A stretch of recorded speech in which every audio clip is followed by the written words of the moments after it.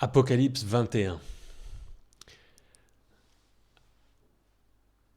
Un certain commentateur que je lisais suggérait de diviser l'Apocalypse en 3 grandes parties par rapport au caractère de Jésus qui est présenté dans ces différentes parties.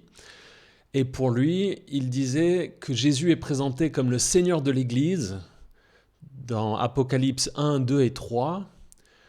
Qu'ensuite, les chapitres 4 à 20 nous présentent Jésus, le lion, qui est au-dessus des nations. Et puis, Apocalypse 21 et 22 nous présentent Jésus, qui est l'agneau parmi les croyants. Et nous arrivons donc ici à quelque chose qui est, on va dire, enfin... pas positif, mais quelque chose qui nous réjouit plus que beaucoup de ce que nous avons vu jusqu'à maintenant. Il y a ici quelque chose d'absolument glorieux, de pur.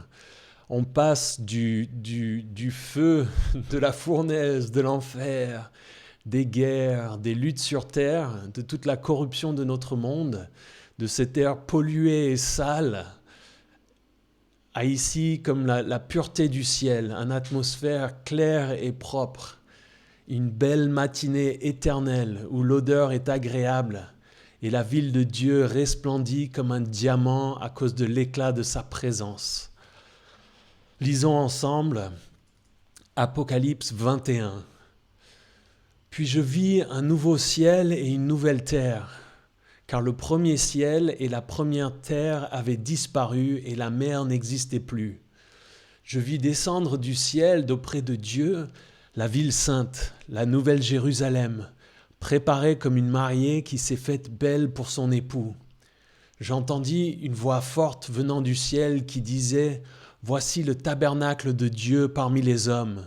Il habitera avec eux, ils seront son peuple, et Dieu lui-même sera avec eux.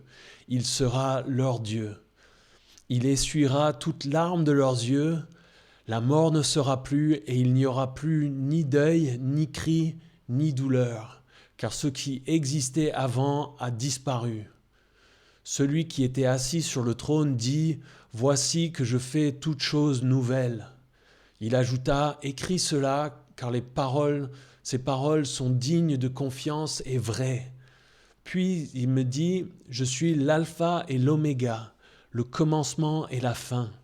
À celui qui a soif, je donnerai à boire gratuitement de la source de l'eau de vie. Le vainqueur recevra cet héritage. Je serai son Dieu et il sera mon fils. Quant aux lâches, aux incrédules, aux pécheurs, aux abominables, aux meurtriers, à ceux qui vivent dans l'immoralité sexuelle, aux sorciers, aux idolâtres et à tous les menteurs, leur part sera dans l'étang ardent de feu et de soufre, c'est la seconde mort.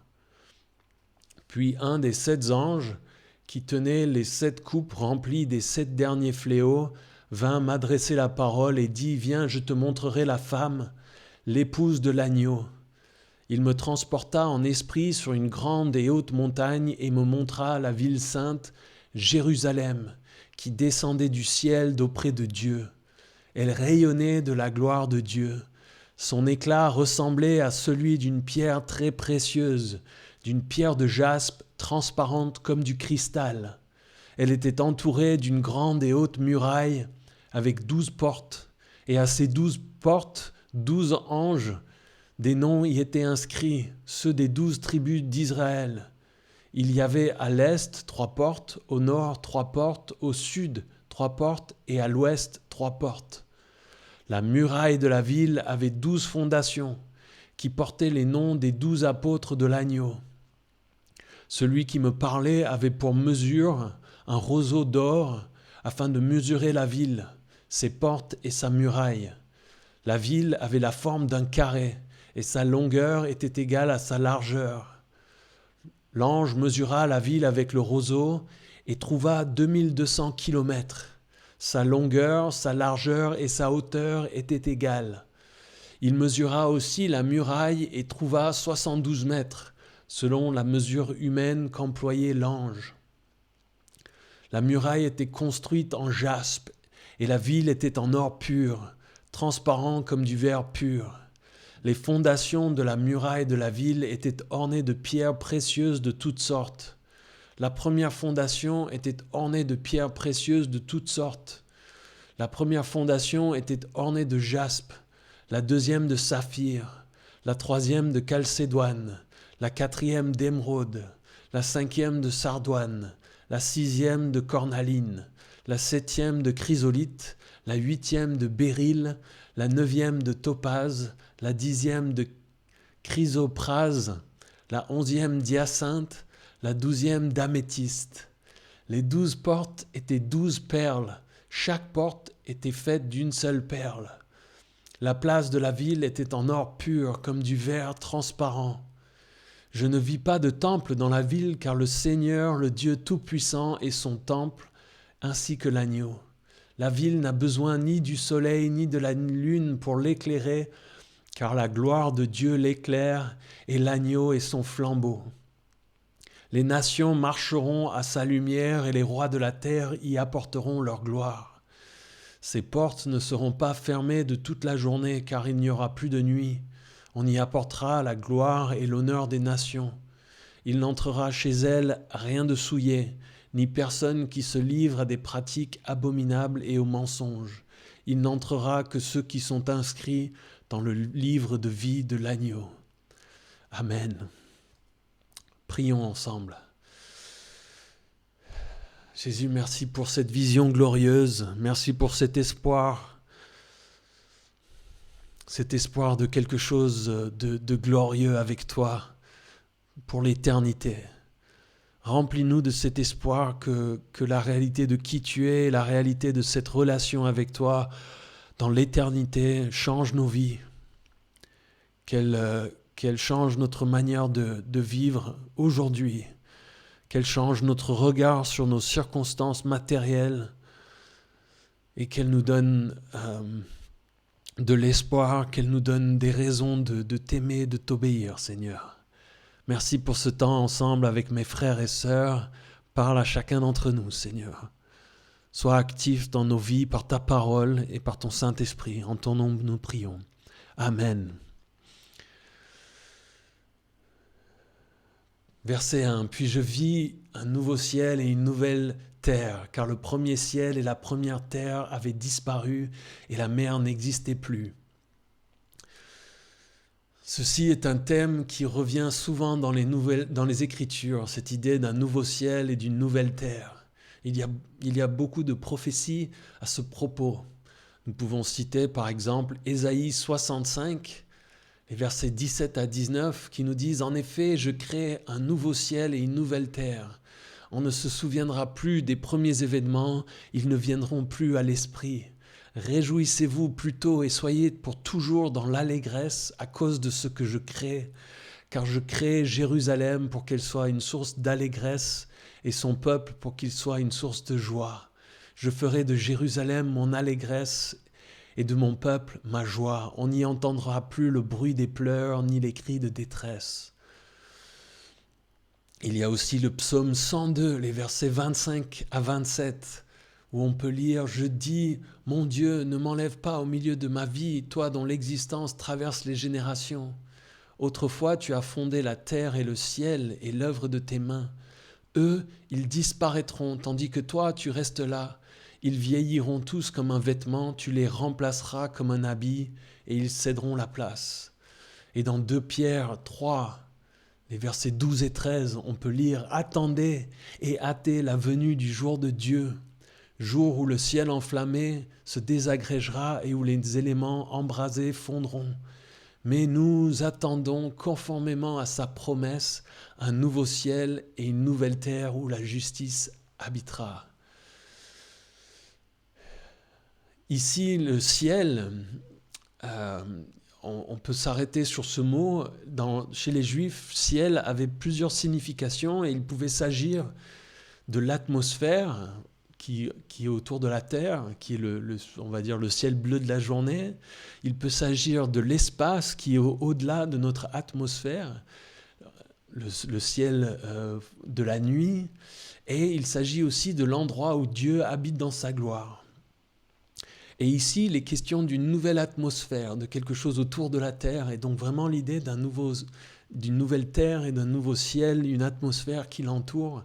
Et il n'est pas question d'un nouveau ciel au sens paradis ou habitation de Dieu. Et nous pouvons aussi noter que le mot nouveau dans notre texte est traduit du mot kainos, qui indique quelque chose de nouveau, en caractère, d'original. Pas quelque chose de nouveau en termes de temps, qui est un autre mot, et il y a ici l'idée de quelque chose d'original, avec un caractère autre que la terre qui existait avant. Dieu fait quelque chose de nouveau ici. Et je pense que Dieu va faire quelque chose d'encore meilleur, un meilleur ciel et une meilleure terre. Et il y a des débats de théologiens qui avancent l'idée que notre ciel et notre terre ne disparaîtront pas, mais pour moi c'est surprenant tant ça me semble difficile à défendre. On peut noter aussi Jésus dans Luc 21, 33 qui dit que le ciel et la terre disparaîtront, mais mes paroles ne disparaîtront pas. Et le passage que nous avons lu dans Ésaïe 65, au verset 17, parle du fait que Dieu va créer une nouvelle terre. Et le mot pour créer, c'est le mot bara, qui signifie une création à partir de rien. Il n'est pas question d'une restauration ou d'une remise en état de ce monde. Alors, il y a cette idée du millénium où Jésus va régner et va, d'une certaine manière, rendre ce monde meilleur pendant une période, mais ensuite, je crois que ce monde va être effacé et il va y avoir quelque chose de nouveau. Et pour moi, c'est ce à quoi nous pensons quand nous évoquons les idées d'éternité, de ciel, de paradis. Il y a quelque chose d'au-delà du temps et de l'histoire telles que nous les connaissons. Et on note juste après dans ce verset qu'il est question que la mer n'existe plus. Et dans les passages concernant le millénium, il est question de la mer. Alors, pour moi, ça note aussi l'idée que le monde du millénium va être effacé, le monde que nous connaissons. Et ce détail est intéressant, puisque dans l'imaginaire des Juifs, la mer était un endroit de séparation et de mal. Nous voyons dans l'Apocalypse que la bête, l'Antéchrist, monte de la mer. Il y a les morts qui sortent de la mer dans Apocalypse 20, qui sont ressuscités. La mer est aussi souvent mentionnée dans les Écritures pour parler des païens qui s'opposent à Dieu et qui doivent être vaincus par Dieu. Et donc, il y a ce nouveau ciel, cette nouvelle terre, et il n'y a pas de mer. Et puis au verset 2, « Je vis descendre du ciel d'auprès de Dieu la ville sainte, la nouvelle Jérusalem, préparée comme une mariée qui s'est faite belle pour son époux. » Il s'agit de la Jérusalem céleste, dont il est question dans Hébreux 12, de la Jérusalem d'en haut, que nous pouvons retrouver dans Hébreux 4, au verset 26. Paul parle dans Philippiens 3,20 de la ville ou de la cité dont nous sommes vraiment les citoyens. Cette ville sainte est nouvelle. Elle est différente de toutes les villes de notre monde. Mais le nom Jérusalem donne une continuité avec ce que nous connaissons déjà. Et ici, on en a déjà parlé dans notre étude de l'Apocalypse, mais il y a quelque chose qui contraste avec l'idée que nous nous faisons souvent du ciel ou du paradis.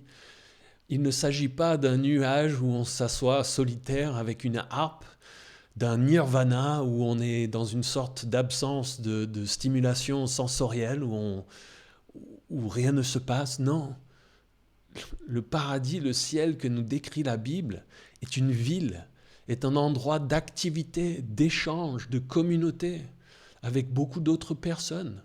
Et il s'agit en fait de l'idée d'une communauté parfaite. Le paradis, qu'on pourrait qualifier d'objectif éternel de la vie chrétienne, est infiniment social. C'est la vie en communauté avec Dieu et avec tous les autres rachetés. Et c'est intéressant de se rendre compte que l'homme n'a jamais connu cela.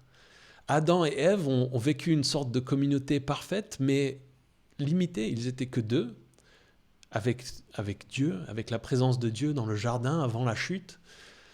Mais toutes les communautés plus grandes et plus nombreuses sont venues après la chute de l'homme avec la présence du péché et de la corruption. Et ici, dans cette nouvelle Jérusalem, nous allons avoir quelque chose de vraiment unique. Une communauté juste, sans péché, pure, une ville sainte.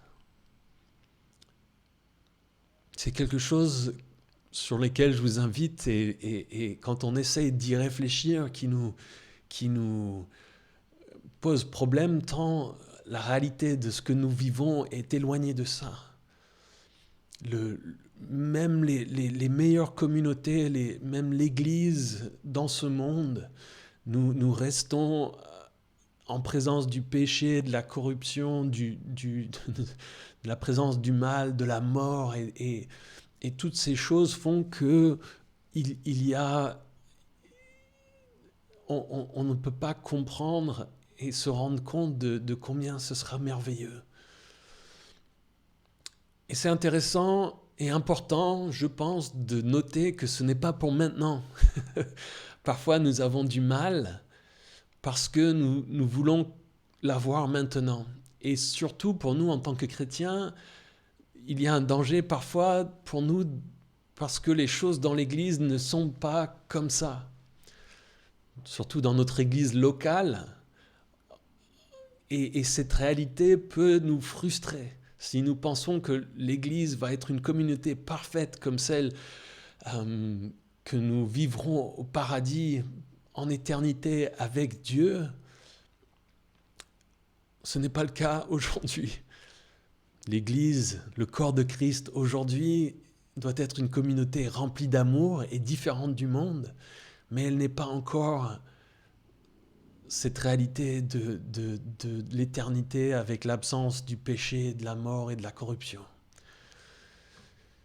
Et cette Jérusalem est décrite comme une mariée qui s'est faite belle pour son époux.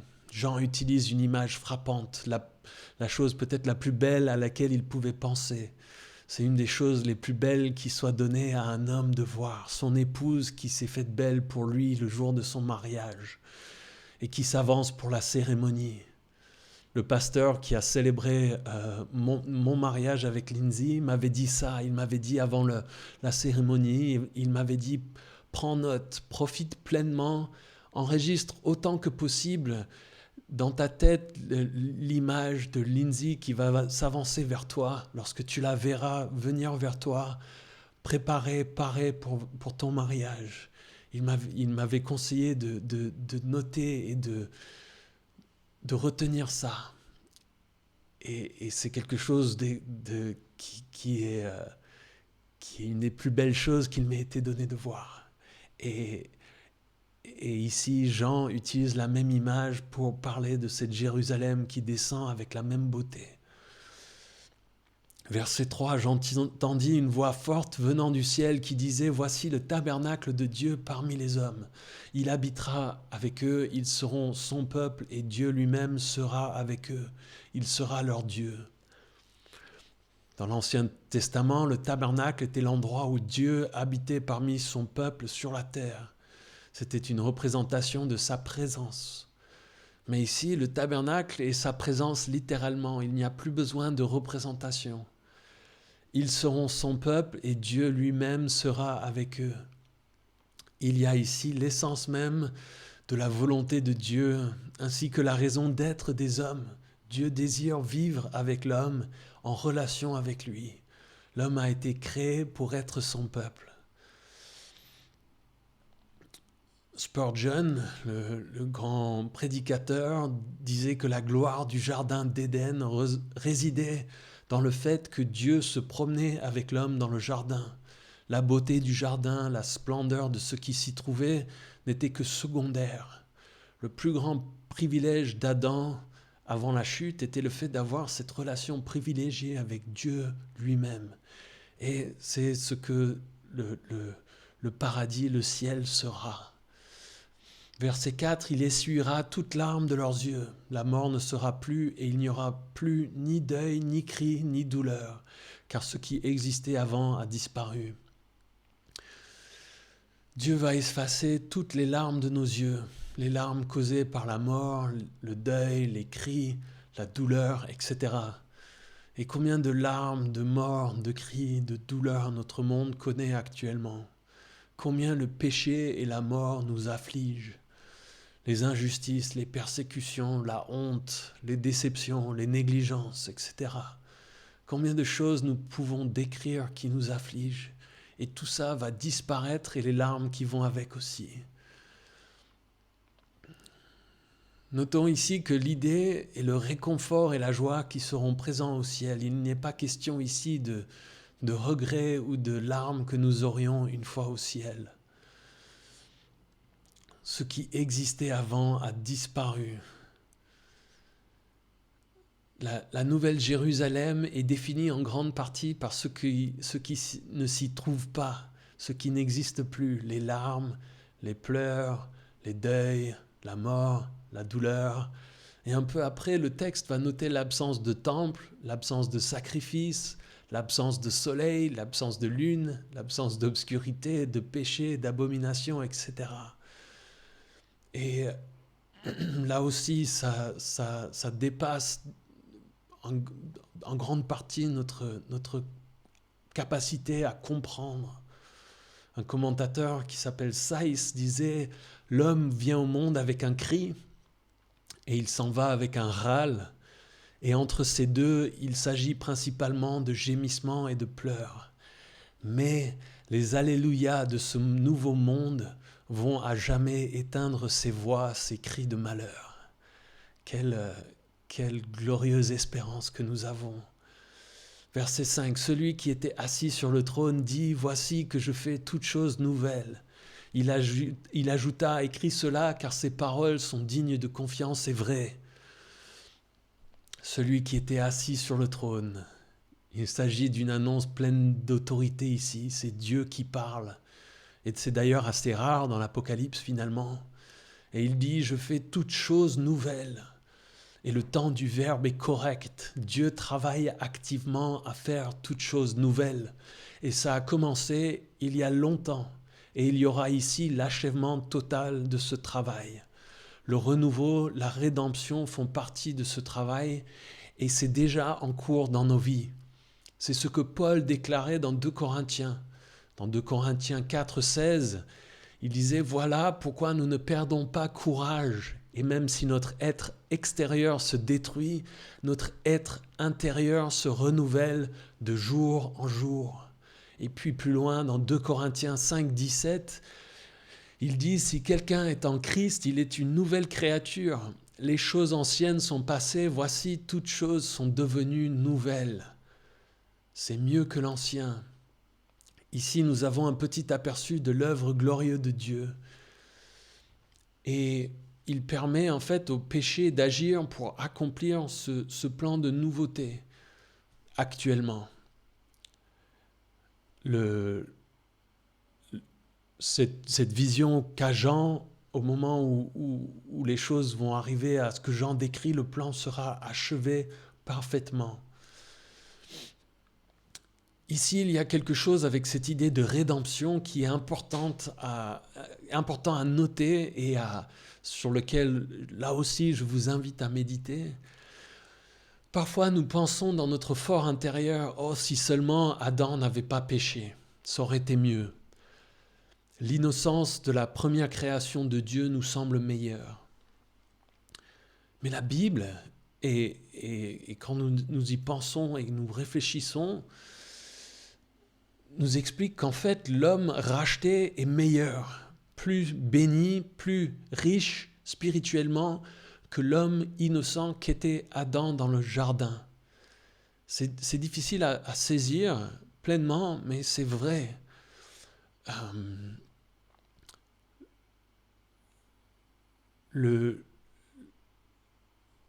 La profondeur de la réalité de ce que Jésus a fait pour nous, la manière dont il nous aura rachetés, fait qu'il y a quelque chose de mieux, de plus riche, de plus merveilleux encore que ce que Adam a connu dans le jardin. Même si vous me dites, oui, quand même, j'aurais préféré qu'Adam ne pêche pas. Une fois au ciel, nous louerons Dieu pour la sagesse, la grandeur, la bonté de son plan pour l'éternité et pour la manière dont il aura, dans sa souveraineté, laissé Satan et le péché avoir une place dans ce plan, même si aujourd'hui c'est difficile pour nous à comprendre et à saisir. Avec l'idée de nouveauté présentée ici, il y a aussi l'idée que la loi de l'entropie va disparaître. Les choses ne vont plus se dégrader, s'abîmer avec les temps. Les choses nouvelles vont rester nouvelles et neuves pour l'éternité.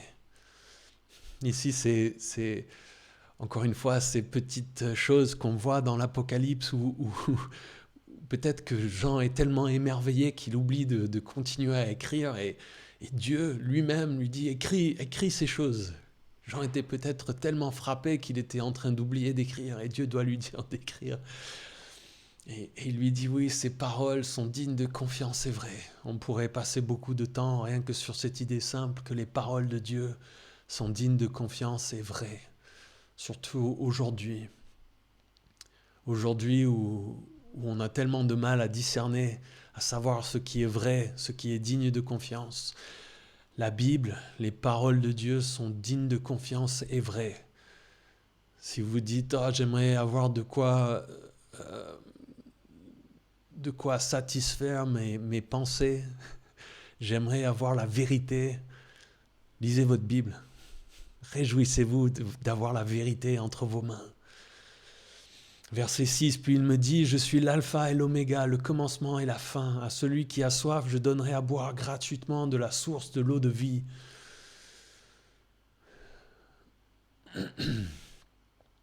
Dans la traduction seconde 21, une petite affirmation est laissée de côté. Dans la plupart des autres traductions françaises, il y a une petite affirmation « c'est fait ». J'ignore pourquoi la seconde 21 la laisse de côté. Ça semble pourtant important et significatif. Ça nous rappelle les paroles de Jésus à la croix, dans Jean 19, 30, où il dit « Tout est accompli ». Et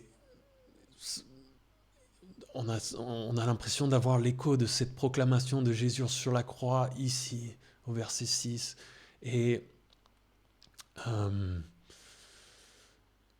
on a l'accomplissement parfait de ce que Paul dit dans Éphésiens 1, les versets 9 et 10.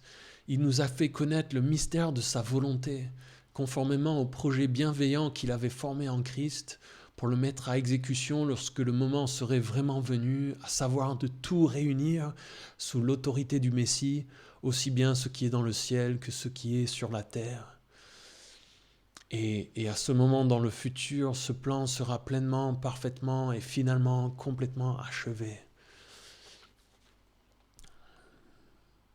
Il est question de l'alpha et de l'oméga, le commencement et la fin. Et ici, évidemment, c'est un titre tellement approprié.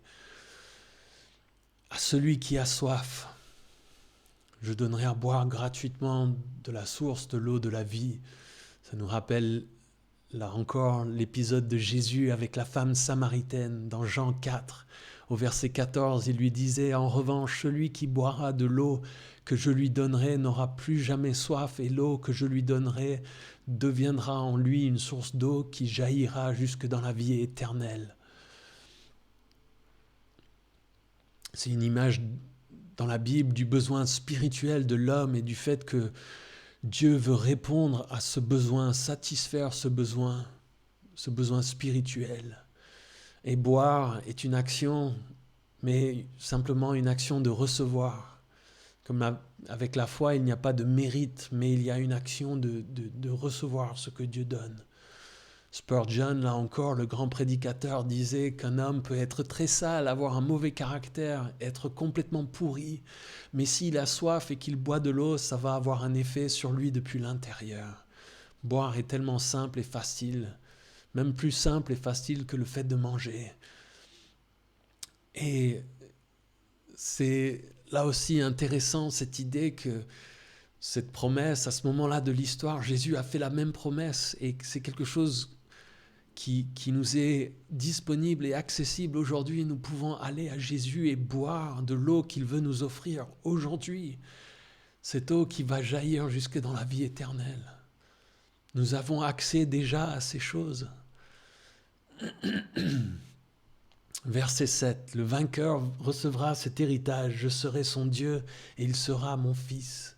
Au vainqueur, on retrouve l'idée comme dans les chapitres 2 et 3 et les lettres aux églises. Le vainqueur l'est par la foi en Jésus-Christ. Et il bénéficiera encore une fois ici d'une relation spéciale et intime avec Dieu. Vous pouvez lire 1 Jean 5, les versets 1 à 5 pour avoir des détails sur cette idée. 1 Jean 5 simplement nous dit « Qui est victorieux du monde, n'est-ce pas celui qui croit que Jésus est le Fils de Dieu ?» Le vainqueur l'est par la foi en Jésus-Christ. Verset 8, « Quant aux lâches, aux incrédules, aux pécheurs, aux abominables, aux meurtriers et à ceux qui vivent dans l'immoralité sexuelle, aux sorciers, aux idolâtres et à tous les menteurs, leur part sera dans l'étang ardent de feu et de soufre. C'est la seconde mort. » Quelle liste! Et au fond, toutes ces personnes ne croient pas en Jésus et en un Dieu qui va les juger. Ils refusent d'agir parce qu'ils ont peur pour les lâches ou les incrédules. Et ils ne font pas confiance à Dieu, ou alors ils agissent comme ils veulent sans respecter les demandes d'un Dieu vivant et tout-puissant, créateur de l'univers. Ensuite, nous voyons des détails sur la Nouvelle Jérusalem, et il y a l'omniprésence du nombre 12. Après avoir vu beaucoup du nombre 7, le nombre 12 est souvent décrit comme étant le nombre du gouvernement, ou le nombre de la perfection de l'administration de l'univers par Dieu. Et le chiffre 12 va apparaître 12 fois dans ces versets. Il y a 12 portes, 12 anges, 12 tribus, 12 fondements, 12 noms, 12 apôtres. La distance, c'est 12 000 stades. Il y a 2 fois 12 coudées, 12 fondements de la muraille, 12 portes, 12 perles, etc., etc. Verset 9, « Puis un des 7 anges qui tenait les 7 coupes remplies des 7 derniers fléaux vint m'adresser la parole et dit, « Viens, je te montrerai la femme, l'épouse de l'agneau. » Ça nous rappelle le chapitre 17 où peut-être ce même ange qui était impliqué avec les événements précédents, qui tenait ces 7 coupes remplies des 7 derniers fléaux, vint adresser la parole à Jean et pour lui montrer quelque chose. Et il dit, je vais te montrer l'épouse de l'agneau. Et il continue au verset 10, il me transporta en esprit sur une grande montagne, grande et haute montagne, et il me montra la ville sainte, Jérusalem, qui descendait du ciel d'auprès de Dieu. Ici, il y a une ville, quelque chose de littéral, c'est l'endroit où tout le peuple de Dieu est réuni maintenant en un seul corps pour l'éternité. Et la ville en elle-même n'est pas l'épouse, la structure, ce sont les hommes et les femmes qui l'habitent, qui sont l'épouse. Et la description qui suit nous éblouit par sa beauté. Verset 11, elle rayonnait de la gloire de Dieu. Son éclat ressemblait à celui d'une pierre très précieuse, d'une pierre de jaspe, transparente comme du cristal. Elle rayonne de la gloire de Dieu. Elle partage cette gloire avec Dieu et elle resplendit littéralement. Ça rappelle la description dans Apocalypse 4 du trône de Dieu et de la description de Dieu qui avait l'aspect d'une pierre de jaspe et de sardoine, des choses lumineuses, du cristal, des choses qui resplendissent. Et verset 12, elle était entourée d'une grande et haute muraille avec 12 portes, et à ces 12 portes, 12 anges. Des noms y étaient inscrits, ceux des 12 tribus d'Israël. Cette ville a une muraille, elle n'a plus besoin de défense, mais la muraille définit ses limites et permet de marquer le fait que certains peuvent y entrer alors que d'autres non. Et il y a 12 portes qui montre l'unité et l'héritage du peuple de Dieu avec Israël, et le fait que Dieu n'oubliera jamais les 12 tribus d'Israël. Et on ne va pas le lire, mais Paul, dans Hébreux 11, les versets 10 à 16, décrit le fait que les Hébreux attendent la cité dont Dieu est l'architecte et le constructeur. Et nous sommes en train d'en lire la description. Verset 13, il y avait à l'est 3 portes, au nord 3 portes, au sud 3 portes et à l'ouest 3 portes. Cette disposition rappelle la disposition des tribus autour du tabernacle dans le désert pendant l'Exode. Vous pouvez retrouver les détails dans Nombre 12 par exemple. Puis au verset 14, la muraille de la ville avait 12 fondations qui portaient les noms des 12 apôtres de l'agneau. Les 12 apôtres, je crois qu'il s'agit littéralement des 12 apôtres. Et ce passage, comme d'autres, me font dire que les 12 apôtres du Nouveau Testament et des évangiles ont été choisis par Dieu pour avoir un rôle unique dans l'histoire humaine. Et ça rejoint d'ailleurs ce que Paul dit dans Éphésiens 2, 20. « Vous avez été édifiés sur le fondement des apôtres et des prophètes, Jésus-Christ lui-même étant la pierre angulaire. » La Nouvelle Jérusalem et l'Église sont construites fondées sur la fondation, le fondement que Dieu a posé par les 12 apôtres. Et il n'y a pas de nouveaux apôtres dont les enseignements prennent autant d'importance que ceux que nous avons dans la Bible. Et bien que Paul dise qu'il puisse y avoir des apôtres, des personnes dans l'Église qui aient un rôle spécial à jouer, nous devons porter une attention à ceux qui se disent apôtres, et surtout s'ils essayent de mettre d'autre chose que le fondement des apôtres, des 12 apôtres de la Bible.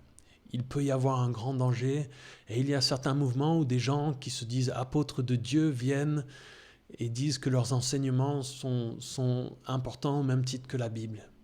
Et pour moi, c'est tout simplement de l'hérésie. Verset 15, « Celui qui me parlait avait pour mesure un roseau d'or afin de mesurer la ville, ses portes et sa muraille. » Un ange qui mesure avec un roseau nous fait penser à un passage similaire dans Ézéchiel 40. « Et la ville avait la forme d'un carré et sa longueur était égale à sa largeur. » L'ange mesura la ville avec le roseau et trouva 2200 kilomètres. Sa longueur, sa largeur et sa hauteur étaient égales. Il mesura aussi la muraille et trouva 72 mètres, selon la mesure humaine qu'employait l'ange. Nous avons ici une description des dimensions de la Nouvelle Jérusalem, mais c'est un peu difficile à visualiser. Avec les choses qu'il nous donne, on a un carré à la base, et puis on a une hauteur qui correspond à la taille du carré. Et donc on a soit à faire un cube, soit peut-être un pyramide. Certains avancent l'idée que le tabernacle était un cube. Certains pensent que c'est une pyramide avec peut-être la fontaine, la fleuve d'eau de la vie qui serait au sommet et qui coulerait comme ça sur toute la base de la pyramide. En tout cas, au niveau des dimensions, on voit que c'est quelque chose d'énorme. 2200 km de côté. Si c'est un cube, on arrive à quelque chose qui ressemble un petit peu en taille à la taille de la Lune. En Europe, la base, on pourrait faire une base qui va de Belfast jusqu'à Gibraltar, de Gibraltar jusqu'à Athènes et d'Athènes jusqu'à Varsovie avant de revenir à Belfast. C'est pas mal de place. Et il y a des commentateurs qui essayent de calculer, alors on ne sait pas encore une fois si c'est des volumes en 3 dimensions, etc. On est au-delà de notre monde, de notre réalité matérielle, et on est dans quelque chose de spirituel, je pense, mais si on s'amuse à essayer de visualiser ça en 3 dimensions, avec les dimensions, et certains commentateurs, les calculs qu'ils faisaient, disaient, bon, si on a 10 milliards de personnes sauvées, et qu'on a un cube qui fait 2200 km de côté, on a à peu près le droit à chacun à un appartement qui fait 1 km cube. Donc ça fait vous avez chacun droit à une habitation qui fait 1 kilomètre de haut, de large et de longueur. Ça fait pas mal de place pour tout le monde. Et donc l'idée, évidemment, c'est qu'il y a beaucoup de place pour tous ceux qui s'y trouvent, beaucoup de place pour tout le monde. Et la muraille était construite en jaspe et la ville était en or pur, transparent comme du verre pur. Les fondations de la muraille de la ville étaient ornées de pierres précieuses de toutes sortes. La première fondation était ornée de jaspe, la deuxième de saphir, la troisième de chalcédoine, la quatrième d'émeraude, la cinquième de sardoine, la sixième de cornaline, la septième de chrysolite, la huitième de béryl, la neuvième de topaze, la dixième de chrysoprase, la onzième d'hyacinthe, la douzième d'améthyste. Les 12 portes étaient 12 perles, chaque porte était faite d'une seule perle. La place de la ville était en or pur comme du verre transparent. Une muraille en jaspe et la ville en or pur. Jean essaie de décrire les choses qu'il voit, mais avec des choses qu'il connaît, et c'est difficile. Il cherche à exprimer des réalités qui dépassent notre monde, notre réalité matérielle.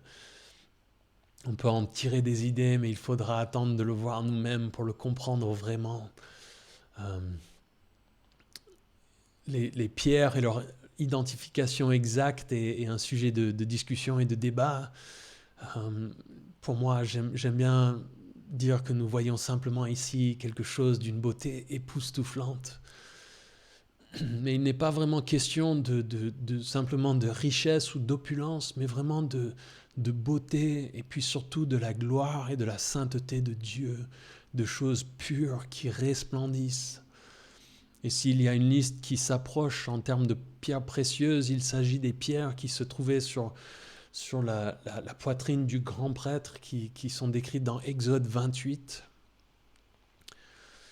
Nous voyons que tout est transparent et rayonnant. C'est comme si la ville est conçue dans le but de pouvoir resplendir de la gloire de Dieu sans obstacle, de transmettre et de rayonner la gloire de Dieu partout. Encore une fois, j'ai du mal à visualiser ces choses correctement et on peut se rappeler simplement il y a la gloire, la beauté, la splendeur qui sont communiquées. Et puis le fait que cette ville, c'est Dieu qui en est l'architecte et le constructeur, comme nous le dit Hébreux 11, 10. Et ça dépasse notre compréhension et c'est tout à fait normal et bienvenu. On voit que les portes sont des perles. Si les portes ont la taille de la muraille qui fait 72 mètres de haut, on a des perles immenses. Ça donne envie de voir les huîtres en question, évidemment. Ça c'est la blague des commentateurs qui se retrouvent dans pas mal des commentaires sur ces passages.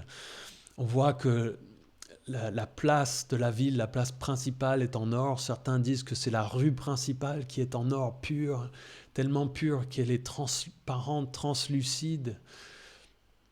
Il y a ici l'idée que les pierres précieuses, les choses les plus formidables de notre monde actuel sont des matériaux de construction au ciel. Les Leroy Merlin et les Castorama du ciel seront fournis différemment d'ici, je peux vous le garantir. Vous irez chercher votre béton et vos parpaings au Leroy Merlin au ciel, et vous prendrez des briques en or et des parpaings en cristal pur. Ça va être autre chose. Verset 22, « Je ne vis pas de temple dans la ville, car le Seigneur, le Dieu Tout-Puissant, est son temple, ainsi que l'agneau. » Pas de temple. Nous, on lit ça, on passe là-dessus et ça ne nous marque pas. Mais dans le monde antique, au moment où Jean écrit, dire qu'une ville n'a pas de temple, ce serait comme dire pour nous, alors même à une période plus proche, pour nous, si on vous disait qu'en France, il se trouve une ville où il n'y a pas d'église catholique, où il n'y a pas de mairie, par exemple, ça, à une certaine époque, peut-être il y a quelques années, ça nous aurait choqué. Aujourd'hui, ce serait comme dire d'une ville qu'elle n'a pas de banque ou de supermarché. Pour nous, en fait, c'est assez inconcevable. Et il dit qu'en fait, c'est Dieu et l'agneau qui sont son temple. Tout est saint. Et l'endroit où Dieu habite est tout simplement cette ville. Et on a ici on pourrait passer du temps à réfléchir sur la louange qui sera donnée à Dieu au ciel. Et en fait, il n'y a plus besoin d'un endroit pour louer Dieu ou pour faire des sacrifices ou des offrandes, car Dieu, l'objet même de la louange, sera présent. Et le grand et parfait sacrifice, l'agneau, sera présent lui aussi. Et donc il n'y aura plus besoin de ces choses. Verset 23, la ville n'a plus besoin ni du soleil ni de la lune pour l'éclairer, car la gloire de Dieu l'éclaire, et l'agneau est son flambeau. Il n'y a plus besoin d'aide ou de moyens pour louer Dieu. Nous serons face à lui, fascinés par lui pour toujours. Il y aura une louange parfaite et pure. Trop souvent aujourd'hui, nous sommes distraits par les créations, par les moyens, par la musique, par le lieu, par ce qui mène, etc., etc. Là, nous aurons Dieu en face à face et nous pourrons le louer directement, sans obstacle. Et la ville est éclairée par Dieu, par l'agneau. L'idée de lumière est quelque chose qui évoque la joie dans les Écritures, qui parle aussi de connaissance. Et ici au ciel, il y aura un mélange parfait de joie et de connaissance directe, parce que nous aurons Dieu, nous connaîtrons Jésus face à face. La joie, la beauté, la connaissance seront parfaitement centrées sur Jésus, sur Dieu. Les circonstances matérielles, les choses créées n'auront plus d'incidence sur notre état. Et en fait, on peut réfléchir et méditer à ça là aussi, parce que Dieu nous l'offre aujourd'hui. Avoir une joie, un plaisir, une connaissance de lui qui nous permet d'être dans un état qui n'est pas dépendant de notre monde matériel et de la réalité physique qui nous affecte. C'est ce que Dieu veut pour nous aujourd'hui. Ça rejoint aussi cette idée que Dieu nous permet de commencer à vivre et à faire l'expérience de ces choses de la vie éternelle aujourd'hui en lui par sa grâce. Il y a énormément de versets qui évoquent cette lumière en Jésus. Dans Jean 1, les versets 7 à 9, Jean 3, 19, Jean 8, 12, Jean 12, 35, 1 Timothée 6, 15 et 16 nous en parlent. Ésaïe 60, les versets 19 et 20, le psaume 36, verset 9. Et on pourrait aussi méditer sur l'idée que sans lumière, on ne peut voir ni laideur, ni beauté. On ne voit rien sans lumière, mais ici, nous verrons parfaitement.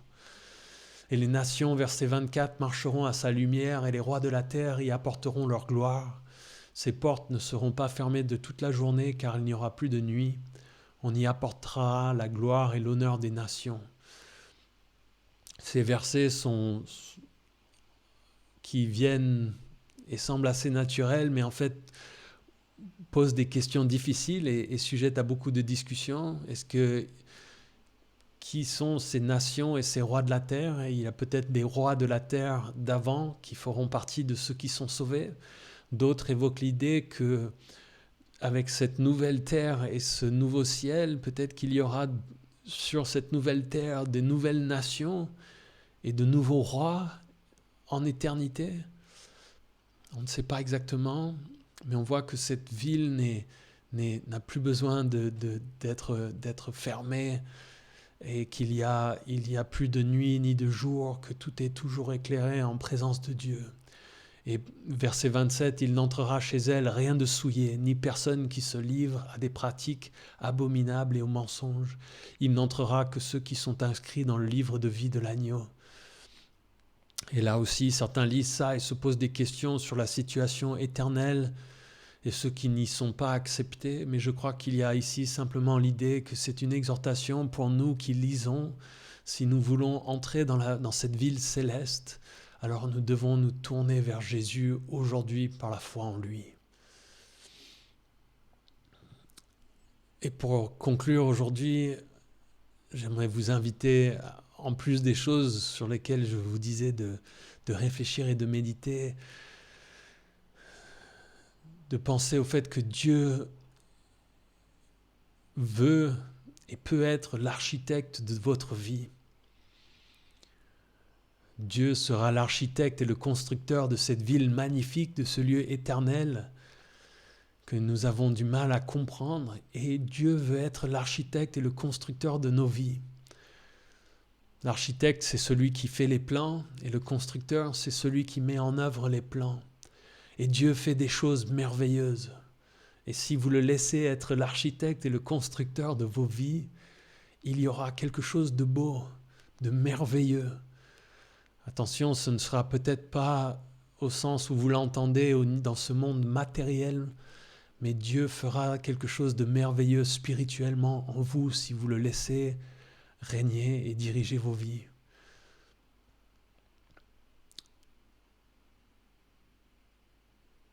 C'est quelque chose de merveilleux, que ça rejoint ces idées que la vie éternelle, les choses, les réalités de ce monde éternel qui nous sont décrits, me sont accessibles aujourd'hui en donnant nos vies à Jésus, en vivant pour lui pleinement, en le cherchant dans la prière, dans la parole, dans la communion fraternelle,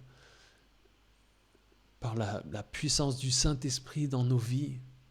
C'est quelque chose de vraiment formidable, extraordinaire. Et le deuxième point, c'est que la Bible nous explique que si nous sommes à Christ, si nous nous disons chrétiens, disciples de Jésus, cette ville qui nous est décrite, ce monde, ce nouveau ciel, cette nouvelle terre, cette nouvelle Jérusalem, c'est notre patrie. Et dans Matthieu 6, les versets 19 à 21, Jésus, dans ce sermon sur la montagne, disait « Ne vous amassez pas des trésors sur la terre, où les mythes et la rouille détruisent et où les voleurs percent les murs pour voler, mais amassez-vous des trésors dans le ciel, où les mythes et la rouille ne détruisent pas, et où les voleurs ne peuvent pas percer les murs ni voler. En effet, là où est ton trésor, là aussi sera ton cœur. » Encore une fois, dans quoi est-ce que nous investissons ? Est-ce que notre citoyenneté, l'endroit dans lequel nous investissons, c'est ce ciel, ce monde à venir ? Et on peut entendre ça et se dire peut-être, oui, mais si c'est le cas, alors on va être de doux rêveurs. Non, je ne crois pas. Je crois que en ayant ce paradis, cette relation avec Jésus en ligne de mire, ça va nous motiver à l'aimer, à nous aimer les uns les autres, à aimer nos prochains et à obéir aux choses de la Bible. Et ça va faire de nous de meilleurs êtres humains, de meilleurs citoyens dans ce monde, si notre objectif, notre ligne de mire, c'est cette cité, ce ciel avec notre Seigneur Jésus. Donc laissons Dieu être l'architecte, le constructeur de nos vies et ayons cette réalité céleste en ligne de mire et la relation avec Jésus pour l'éternité comme un point central de nos vies. Et ça va vraiment changer qui nous sommes et comment nous vivons. Prions. Jésus, merci pour ces choses merveilleuses qui faisaient partie de ton plan depuis toujours. Merci pour ce plan parfait. Merci pour cette réalité qui nous est accessible dès aujourd'hui. Par la croix, par tout ce que tu as fait pour nous, nous avons accès à toi. Nous pouvons avoir un avant-goût de cette éternité aujourd'hui. Ces choses qui dépassent l'entendement, qui sont décrites ici, nous sont accessibles maintenant. Aide-nous à te faire confiance. Donne-nous soif de ces choses, que cela nous pousse et nous motive à te poursuivre avec zèle, avec discipline, avec régularité, que ça nous donne un amour sincère et pur pour t'obéir, pour t'aimer toi, pour nous aimer les uns les autres. Merci pour ce passage glorieux. Merci pour ton plan qui est merveilleux au-delà de notre compréhension. En ton nom nous prions. Amen.